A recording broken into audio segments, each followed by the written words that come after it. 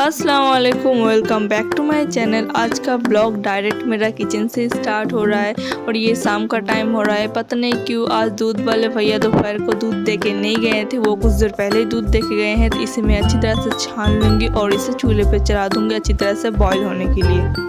और आज डिनर में चिकन और पुलाव बनेगा, तो इसलिए मैं शाम के बाद ही आ गई थी किचन पे सारा कुछ इंग्रेडिएंट्स जुगाड़ करने पे, और बनाने में भी तो टाइम लगता है, इसलिए मैं आ गई थी शाम के बाद किचन पे और सोचा था कि एक चिकन की अच्छी सी रेसिपी बनाऊंगी। और पता नहीं क्यों गर्मी की वजह से और पता नहीं क्यों इतना ज़्यादा मुझे गर्मी लगनी स्टार्ट हो गई और मुझे मेरा मन ही नहीं किया कि मैं कोई रेसिपी बनाऊँ। मैंने सोचा चलो ऐसे सिंपल से बना डालते हैं चिकन को।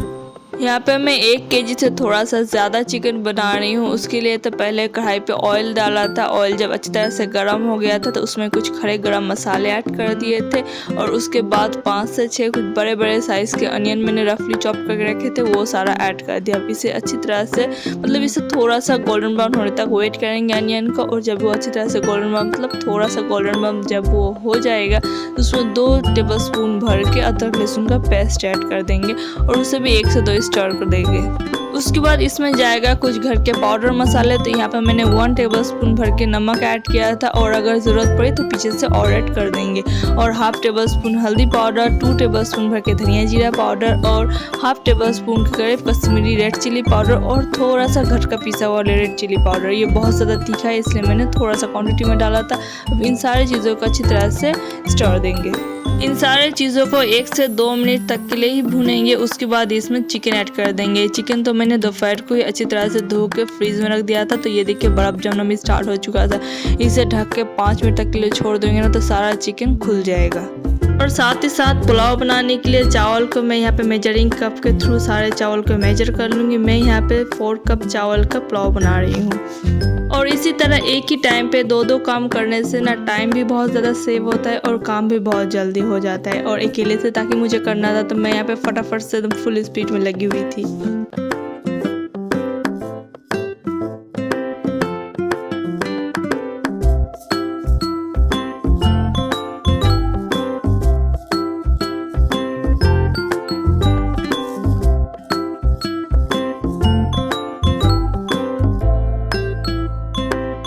4 कप चावल को मैंने यहाँ पे मेजरिंग कप से अच्छी तरह से मेजर कर लिया था। अब बारी है इसमें पानी ऐड करने के लिए। तो पानी हर वक्त डबल जाता है पुलाव बनाने का वक्त। अगर 4 कप चावल था तो 8 कप पानी जाएगा। और मैं हांडी में बनाऊंगी, मतलब मैं पतीले पे मैं इसे बनाऊंगी, तो मैं यहाँ पे 9 कप पानी मेजरिंग कप से भर के ले लूँगी।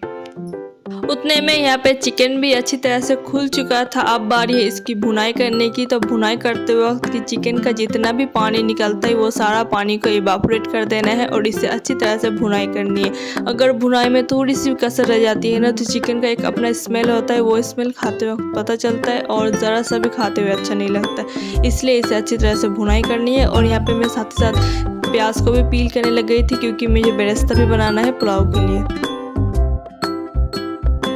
और मैंने एक चीज़ नोटिस किया है कि मैं जितनी मोटी हूँ नहीं उससे ज़्यादा कैमरा पे लगती हूँ। मोटी तो मैं हूँ पर इतना नहीं जितना मैं कैमरा पे लगती। और यहाँ पे ये देखिए 2 काम इकट्ठे चल रहे हैं। यहाँ पे मैं चिकन भी भुनाई कर रही हूँ और प्याज भी छील रही हूँ। और यहाँ पे चिकन बहुत कि 80% चिकन भुनाई हो चुका है और थोड़ा सा और भून लूँगी। उसके बाद इसमें पानी ऐड कर दूँगी। चिकन पे पानी ऐड करने के बाद मैंने चिकन को टेस्ट कर लिया था सारा स्पाइस ठीक है या नहीं। अगर नमक और मिर्च कम ज़्यादा हो आप ऊपर से ऐड कर देना। सारा कुछ अपने टेस्ट के हिसाब से रखना। और यहाँ पे मैं पुलाव बनाने के लिए चावल धो रही हूँ और मैंने दूसरे चूल्हे पे जो पानी मेजर करके रखा था हांडी पे वो सारा पानी मैंने चढ़ा दिया था।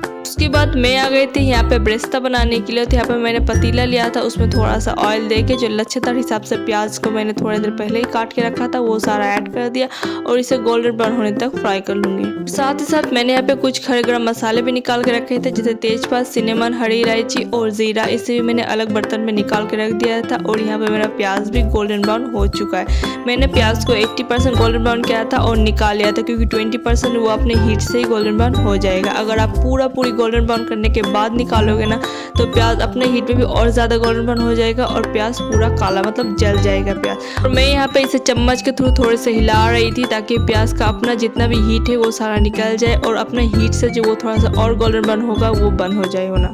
और यहाँ पे ये देखिए कितना खिला खिला और परफेक्ट कलर का ब्रेस्ता बनके मेरा तैयार हुआ है। और उसके बाद मैंने यहाँ पे थोड़ा सा और कुकिंग ऑयल का इस्तेमाल किया था पतीले में। मैं एक्चुअली सनफ्लावर ऑयल का इस्तेमाल करती हूँ। ऑयल जब अच्छी तरह से गर्म हो जाए तो हमने जो खड़े गरम मसाले निकाल के रखे थे वो सारे खड़े गरम मसाले इसमें ऐड कर देना है और इसे थोड़ा सा चटकने देना है। और जब वो थोड़ा सा चटक जाए तो हम लोग ने जो चावल को धो के रखा था वो सारा चावल इसमें ऐड कर देना है और इसे 7 से 8 मिनट तक मीडियम टू हाई फ्लेम में अच्छी तरह से भूनना है ताकि चावल पूरा खिला खिला हो जाए और चावल चलाने पे बहुत ज़्यादा हल्का लगे।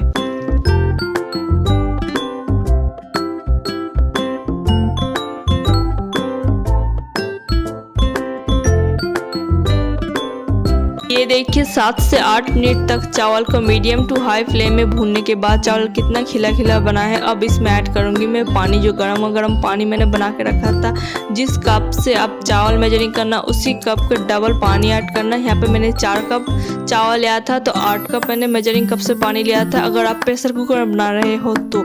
और अगर मेरे तरह इस तरह से खुले पतीले में बनाएंगे तो आप 4 कप चावल में 9 कप मेजरिंग कप से पानी लेना और इसे अच्छी तरह से बॉयल आने देना है। अगर आप इसे 1 से 2 मिनट तक के लिए अच्छी तरह से बॉयल आने देंगे ना तो आपका जो चावल पुलाव बन के तैयार होगा तो बहुत ज़्यादा खिला खिला और बहुत अच्छा पुलाव बन के तैयार होता है। अब मैं इसमें थोड़ा सा ऊपर से बेरेस्ता ऐड करूँगी, आधे बेरेस्ता मैं इस स्टेज में ऐड कर दूँगी और आधे बेरेस्ता मैं गार्निशिंग के लिए रखूँगी। और इसमें टेस्ट के हिसाब से नमक और 1 टेबलस्पून भर के शुगर ऐड करना है। और यहाँ पे मैं चम्मच के थ्रू देख रही थी कि पानी का मेजर ठीक है या नहीं। इसे अब हाई फ्लेम में अच्छी तरह से बॉयल आने देंगे और कुछ देर बाद इसे अच्छी तरह से ढक के लो फ्लेम में छोड़ देंगे 2 से 3 मिनट तक के लिए।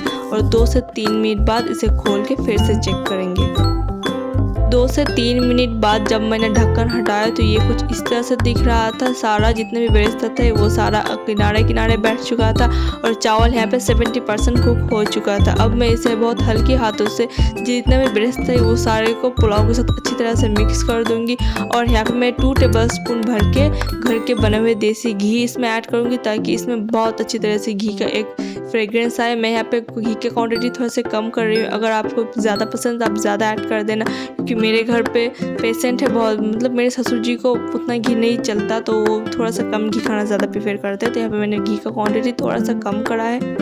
अब मैं इसे ढक के 5 मिनट के लिए लो फ्लेम में, जितना आपका फ्लेम लो हो सके उतना लो फ्लेम में इसे ढक के दम दे देंगे। और 5 मिनट बाद जब इसे खोल के चेक करेंगे ना तो आपका सारा चावल 100% कुक हो जाएगा।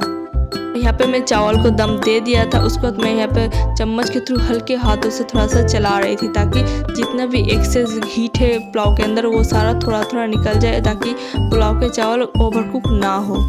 और ये था जी मेरा पुलाव का फाइनल लुक। मतलब पुलाव बनाना थोड़ा सा ट्रिकी है, पहले मुझे भी नहीं आता था पर वो प्रैक्टिस करते करते अब मुझे भी आ गया है। और कभी कभी तो थोड़ा सा मिस्टेक हर इंसान से ही हो जाती है और मुझसे भी कभी कभी हो जाता है मिस्टेक। और यहाँ पे ये जनाब युवान को देखिए, इसे भी तो रात को भी शांति नहीं है, इसे तो रात को भी घूमना है, खेलना है उसे रात को।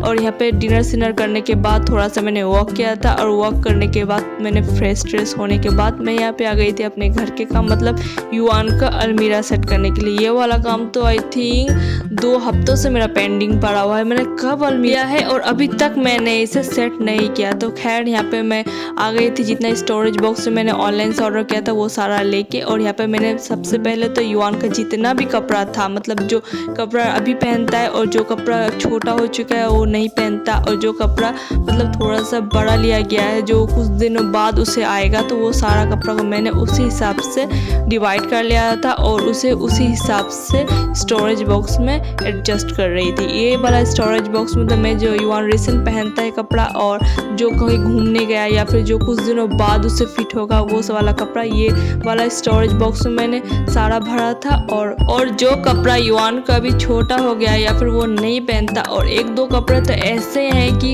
रखे रखे छोटे हो गए, मतलब युवान सिर्फ एक दो बार ही पहना था और उसे रख रख के वो छोटा हो गया। मुझे इतना ज़्यादा ख़राब लगता है ना ये सारा देख के कि इतने सारे कपड़े हो जाते हैं कि कौन सा पहनाओ और कौन सा ना पहनाओ, और वही घर पे पहनते तो बहुत सारे कपड़े हो निकल जाते हैं और कहीं घूमने जाओ तो एक भी कपड़ा नहीं बच्चे के पहनने को। इस टाइप के तो आई थिंक हर घर पे चलता है मसला। तो यहाँ पे मैंने जो दूसरा स्टोरेज बॉक्स निकाला था उसमें मैं युवान का वो कपड़ा रखूँगी जिसमें वो अभी फिट नहीं होता, मतलब जो कपड़े छोटे हो गए हैं और जो बच्चे कपड़े युवान अभी नहीं पहनता, ये सारे कपड़े मैं इसी स्टोरेज बॉक्स में कर दूंगी। और ताकि अगर किसी बच्चे को देना हो तो ये सारे कपड़े मतलब अगर अलग से रहेंगे तो मैं डायरेक्ट निकाल के वो बच्चे को दे सकूँगी। तो बस यही है जी मेरा काम ज़्यादा है नहीं, सिर्फ 1 घंटे का ही काम है, पर वही मतलब इग्नोर करते करते करते करते दिन ब दिन निकल जाता है पर इंसान करता ही नहीं। और अगर युवान के कपड़े सारे कपड़े अगर अच्छी तरह से समेट के ना रखूँगी तो शर्ट मिलेगा तो उसका मैचिंग पैंट नहीं मिलता है, और पैंट मिलता है तो उसका मैचिंग टी शर्ट नहीं मिलता, इस तरह का हो जाता है और हर तरफ कपड़े इधर उधर बिखरे रहते हैं। और अगर मैं सारे कपड़े को समेट के रखती हूँ ना बहुत ज़्यादा आसानी हो जाता है युवान के सारे कपड़े निकालने में। अगर कहीं जाना हो तो फटाफट से कपड़े निकाले, क्योंकि ऑलरेडी पता है माइंड में सेट करा हुआ है कि ये कपड़ा यहाँ है, ये कपड़ा यहाँ, तो फटाफट से निकालो, बच्चे को रेडी करो और निकल जाओ घूमने। उसके बाद मैं यहाँ पे बैठ गई थी कपड़े फोल्ड करने में। आज दिन मन में जितना भी कपड़ा धुला था वो सारे कपड़े सूख चुके थे, तो उन्हें सारे कपड़े को फोल्ड करना है मुझे और उन्हें अपनी जगह पे रखनी है। ये वाला काम ना मुझे बहुत बड़ा टास्क लगता है क्योंकि ये वाला काम मेरे हर रोज़ का है।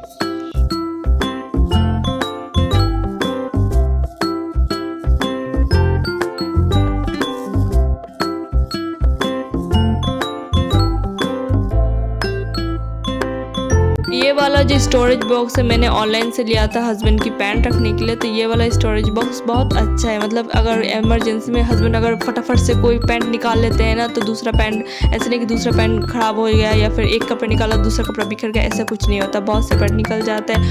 ये वाला क्लिप उसके 1-2 दिन बाद की है और यहाँ पे 4:30 के करीब टाइम हो रहा था और हम सारे जा रहे थे घूमने भूतनी ब्रिज। बहुत दिनों से मैं हस्बैंड को कह रही थी कि चले चले चले चलिए, तो फाइनली हस्बैंड को वक्त मिल चुका था तो हम लोग निकल गए थे। मैं, हस्बैंड, मेरी सासू माँ और मेरी छोटी सासू माँ, हम चारों गए थे घूमने के लिए। और सबसे मज़े की बात है कि हम लोग टोटो पे गए थे। हमारे घर से भूतनी ब्रिज जाने में आई थिंक 40 मिनट के करीब, 35 से 40 मिनट के करीब टाइम लगा था और बहुत दिनों बाद में गई थी टोटो में इतनी दूर। तो जी फाइनली हम लोग पहुंच चुके थे और ये था इसका व्यू, देखने में तो बहुत ज़्यादा अच्छा था और शाम का टाइम था ना तो बहुत ज़्यादा अच्छा लग रहा था। यहाँ पे हस्बैंड, मेरी सासू माँ और युवान देख रही थी व्यू, और उसके बगल में ही मैं और मेरी छोटी सासू माँ भी सारे व्यू के मज़े ले रहे थे। इस तरह से बाहर घूमने से मतलब 1-2 घंटे के लिए ही सही, अगर फैमिली को लेके इस तरह से बाहर घूमने से ना तो बहुत बहुत बहुत ज़्यादा एंजॉय होती है और फैमिली टाइम भी स्पेंड होता है। और घर के माहौल अलग होते हैं, बाहर के माहौल अलग होते हैं। अगर घर पे माहौल की जैसे हम औरतें घर पे रह रह के एक ही माहौल पे रह के बोर हो जाते हैं, और अगर आप हर 15 दिन या 20 दिन के बाद ही थोड़ा से घूम लेते हैं इधर उधर तो माइंड बहुत ज़्यादा अच्छा हो जाता है। और यहाँ पे इतनी अच्छी ठंडी ठंडी हवा चल रही थी कि क्या ही बोलूँ। और ये रहा शाम का व्यू। शाम के टाइम पे जब स्ट्रीट पे लाइट जल रही थी ना तो इतना ज़्यादा प्यारा लग रहा था कि क्या ही बोलूँ।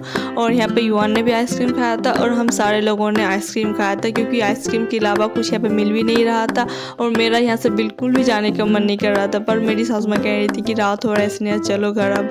तो ये हम लोग कुछ देर के अंदर रहते, आई थिंक 1-1.5 घंटे रहने के बाद हम लोग वहाँ से निकल गए थे और घर पहुँचते रात हो चुकी थी। तो जी यहाँ पे मैं अपना ब्लॉग एंड करती हूँ, मिलती है आपसे नेक्स्ट ब्लॉग में, तब तक के लिए अल्लाह हाफिज़।